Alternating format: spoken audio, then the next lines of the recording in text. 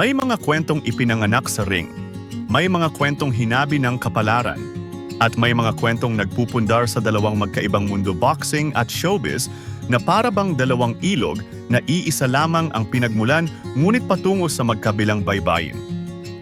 Ito ang kwento ni Eman Bacosa Pacquiao, isang binatang Filipino na naglalakad sa landas na binuksan ng pangalan at legacy ng kanyang ama, pero may sariling mithiin, sariling laban, at sariling kwento. Mga tropa, welcome sa Land TV. Bago tayo magsimula, like muna dyan, subscribe, at bell notification para hindi ka mahuli sa mga bagong video. Napakalaking tulong ito sa aming mga content creator. Salamat at enjoy! Si Emmanuel Joseph Bacosa Pacquiao ay ipinanganak noong Enero 2, 2004 sa Tagum City, Davao del Norte.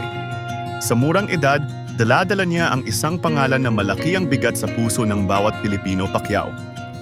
Ngunit ang simula ng kanyang kwento ay hindi puro kapangyarihan at glamour. Ipinanganak sa isang simpleng pamilya, si Eman ay unang lumaki kasama ang kanyang ina na si Joanna Rose Bacosa. Ang dahilan? Ang kanyang ama, ang boxing legend na si Manny Pacquiao, ay hindi agad sumama sa kanyang pagpapalaki. Lumaki si Eman sa Tagum at naranasan niyang maranasan ang normal na buhay ng isang batang Pilipino, hindi puro flash ng camera o spotlight, kundi araw-araw na pagtitiis at pagharap sa realidad. Hindi nag-iisa sa kanyang pag-angat si Eman. Mula bata pa lang, nasilip niya ang boxing sa mga laban ng kanyang ama. Sinimulan niya ang kanyang pag-eehersisyo sa boxing noong siya ay 9 na taon gulang, kung saan unti-unti niyang natuklasan na hindi lang posisyon o pangalan ang mahalaga kundi puso at disiplina. Ang boxing ay hindi naging isang chance encounter lang, ito ay naging katawan ng kanyang pagkatao. Sa bawat suntok at footwork, tumutunog ang bawat takot na minsang sumulpot sa kanyang puso. Nalaman niyang hindi sapat ang pangalan ng isang alamat. Para magtagumpay, kailangan din ng sariling pawis at determination. Noong Setyembre 23, 2023, si Eman ay opisyal na pumasok sa professional na boxing world sa ilalim ng tinaguriang Blow by Blow, isang boxing platform na naging tulay para sa mga bagong henerasyon ng mga boksinggero. Ayon sa record, siya ay may 7 panalo, 0 talo, at isang draw sa kanyang professional na karera, kasama ang 4 na knockout, KO victories, isang impressive na simula para sa isang binatilyong baguhan. Noong Oktubre 29, 2025, sa undercard ng Thrilla in Manila 2, isang mahalagang boxing event, mas pinatunayan ni Eman ang kanyang sariling daga sa ring. Sa harap ng maraming manonood at maging ng kanyang ama, lumabas siya at pinagtagumpayan ang laban sa pamamagitan ng unanimous decision, isang malinaw na pagpapakita ng kanyang kasanayan at tibay ng loob bilang isang boxer. Maraming batang atleta ang nahihirapang makibagay, hindi lang sa sport, kundi sa social reality ng kanilang paligid. Si Eman ay hindi nakaligtas sa ganitong pagsubok. Dahil sa kanyang koneksyon sa isang sikat na pangalan, minsan siyang nabully noong siya ay bata pa. Ang ilan ay tumutok sa pagiging anak ng isang tanyag na atleta. At may mga pagkakataon na ito ay naging sanhi ng kanyang paghihirap sa pag-eskwela at training. Ngunit para kay Eman, ang mga tagpong iyon ay hindi dahilan para sumuko. Sa halip, ginamit niya ang mga ito bilang gasolina para patunayan sa mundo na siya ay hindi lamang anino ng ama kundi sariling mandirigma at inspirasyon. Hindi katulad ng maraming narrative, ang kwento ng relasyon ni Eman at ng kanyang ama ay hindi puro away o salungatan. May panahon ng pagkakahiwalay, oo, ngunit may panahon din ng pagkakaunawaan. Sa paglipas ng oras, nagkaroon sila ng pagkakataong mag-usap at mag-ayos. Sa mga interview, tiniyak ni Eman na hindi niya hinahamak ang nakaraan, sa halip, pinili niyang yakapin ang renaissance ng kanilang relasyon. At hindi lamang ito saglit na pagkikita sa ring.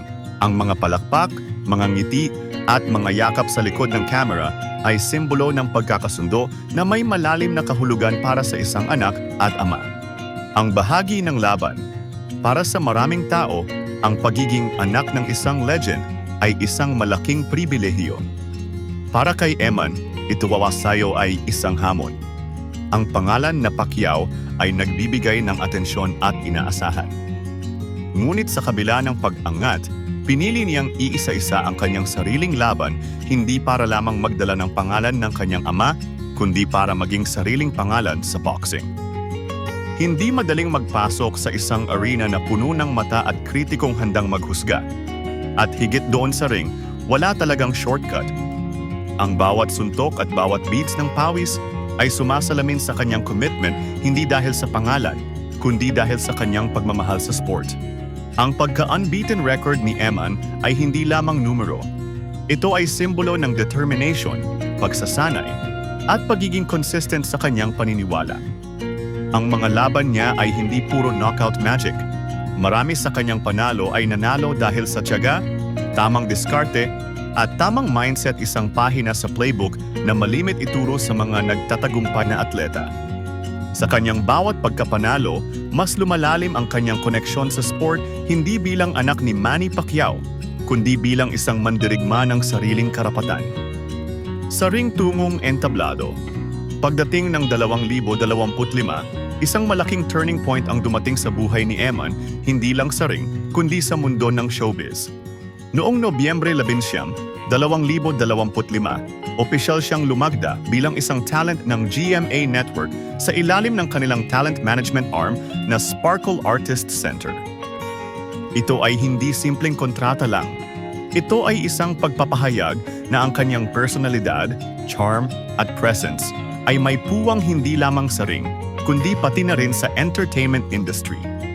Hindi naglaon, nagpasiklab si Eman sa iba't ibang showbiz events, kabilang ang pagiging bisita sa premiere ng pelikulang KMJS, Gabi ng Lagim, kung saan personal niyang nakilala si Jillian Ward, ang kanyang inamin na celebrity crush, at ito ay nagtulak sa social media buzz.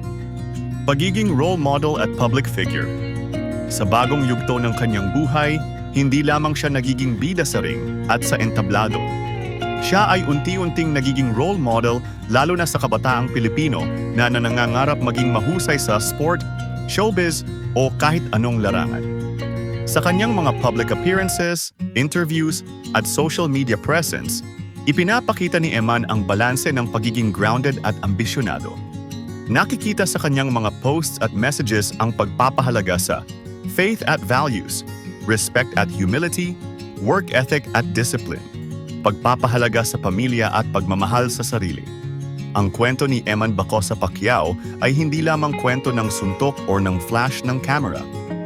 Ito ay kwento ng isang binatang may pangarap na lumampas sa pangalan na minana niya at gamitin ito bilang tulay para mag-iwan ng isang legacy na sariling tatak.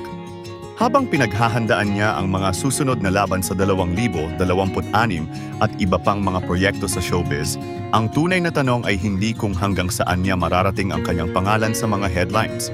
Ang tanong ay, ano ang buhay na iiwan niya sa puso ng mga taong nanonood, sumusunod, at humahanga sa kanya?